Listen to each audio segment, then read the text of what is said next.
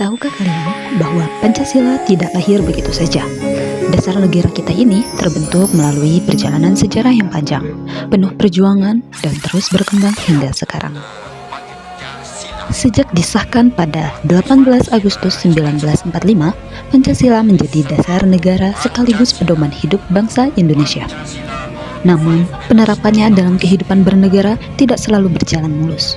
Mari kita lihat bagaimana Pancasila berkembang dari masa ke masa. Pada masa awal kemerdekaan, sekitar tahun 1945 sampai dengan 1949, bangsa Indonesia sedang berjuang mempertahankan kemerdekaan. Pancasila memang sudah disepakati sebagai dasar negara. Tapi saat itu kondisi politik dan keamanan belum stabil sehingga penerapannya belum maksimal. Selanjutnya, pada masa Republik Indonesia Serikat atau RIS, tahun 1949 sampai 1950, Indonesia sempat berbentuk negara federal. Di masa ini, nilai-nilai persatuan sempat lemah karena adanya kepentingan dari berbagai negara bagian. Namun akhirnya, semangat Pancasila membuat Indonesia kembali bersatu menjadi Negara Kesatuan Republik Indonesia. Kemudian masuk ke masa demokrasi terpimpin antara tahun 1959 sampai 1965. Presiden Soekarno mencoba memperkuat penerapan Pancasila melalui konsep Manipol Ustek. Sayangnya, pelaksanaannya masih banyak dipengaruhi kepentingan politik sehingga nilai-nilai Pancasila belum bisa dijalankan secara murni dan konsekuen. Lalu, pada masa Orde Baru tahun 1966 sampai 1998, pemerintah Presiden Soeharto menjadikan Pancasila sebagai ideologi tunggal.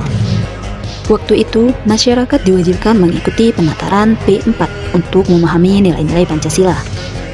Namun, dalam praktiknya, banyak kebijakan yang justru bertentangan dengan semangat Pancasila, seperti ketidakadilan dan penyalahgunaan kekuasaan.